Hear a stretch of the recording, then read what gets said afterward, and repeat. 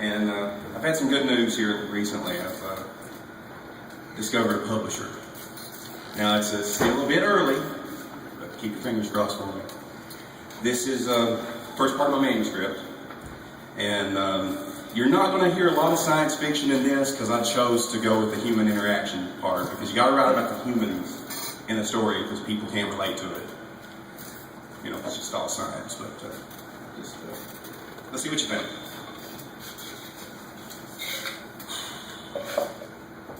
Rogan Rendell stood alone as he observed the crowd gathered at this overpriced restaurant in a decadent part of the city. Full moon shone through the crystal windows, its light refracted from the dangling chandelier in such a way that only the blue spectrum remained. The entire room was inundated in a warm barrel glow. It was lovely. String music played softly. Gentle laughter floated in the air. The servers moved from table to table with trays filled with drinks of every kind and foods from all over the planet. Couples danced closely. It was romantic. Rogan sighed. He was not skilled at romance. The black suit fit nothing like his uniform, and the tie, which by any standard was the most elegant bow in this place, and it threatened to elegantly choke the life out of him. He fingered his collar and breathed deeply. Just the night before, he was surrounded by explosions and enemy weapons fired, but the anxiety he currently felt paled by comparison. He checked his pulse. Was he sweating? His mind began to spin. He lost his breath. He checked his pockets. They were empty. Had he lost it? Maybe he should leave. Stop it. Rogan told himself. He grabbed the stemmed crystal glass and turned it up. The calming effect was almost instant. Chardonnay. He smiled to himself as the warm feeling engulfed him.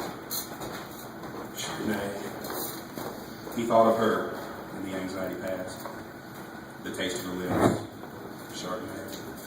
The warmth of her arms around him. Calm, or at the very least calmer.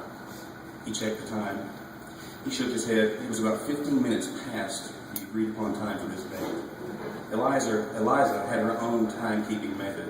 It was not meant to be hurtful or inconsiderate. It was simply her way. She was a natural talker, and she'd never met a stranger.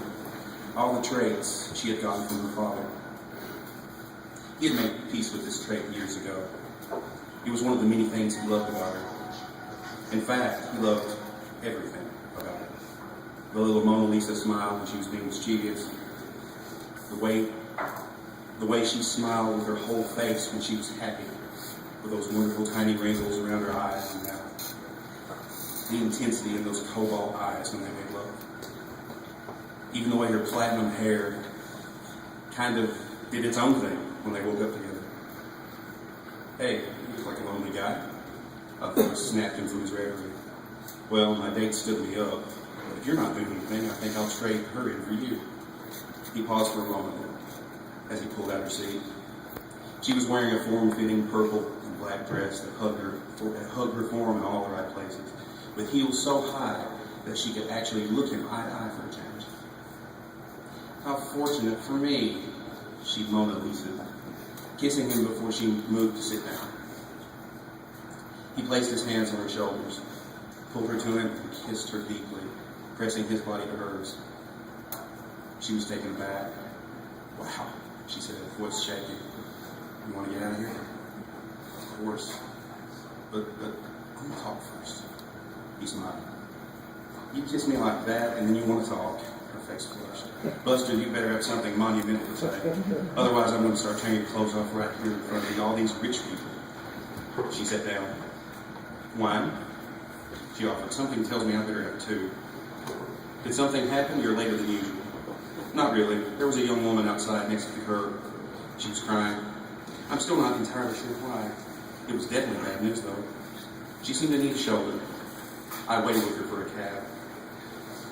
I knew it was something like that. Saving the galaxy, one person at a time. He noticed she was wearing the long silver half-moon earrings with a diamond star riding in the center of the crescent. He had gotten those for her 3 years ago, indicating that she was his, quote, moon and stars. He winced at the thought of how cliche that sounded, but that was when they agreed to move in together. My God, you smell good. Robin, what's gotten into you tonight? Eliza smiled with a furrowed brow. Don't get me wrong. I like it. You are so getting lucky tonight. In fact, she raised her right eyebrow. You could be getting lucky right now. We can always get some Salazars later, but I don't want pizza. Not even with the little pineapples on top. Eliza, I've been thinking, because I know you like the little pineapples. Listen, that last assignment got me thinking. What we do is dangerous. Do you really want to continue living on it? As I recall, we made it just fine. I never had a doubt. Why? Because, Hanson, we were together. She sipped, smiling behind the crystal wine glass. It's not just about last night. There have been many times I didn't know if we were going to make it out or not. And the more we do for the Alliance, it seems the more they want us to do. Don't you want more? I do, but we make a difference. I like making a difference. I like being part of something special. You are part of something special. We both are. Rogan stood, pulling the shiny object from his pocket. Then he dropped to one knee. Oh my God, she dared. That's your mother's. Eliza, you've saved my life many times over. I ask you to save it one more time. Will you marry me? Eliza covered her mouth with both hands. The tears were unstoppable. This was the man she loved more than all the moon, stars, and the night sky. This was everything she'd ever wanted. Eliza sobered, realizing the invitations. No, she said.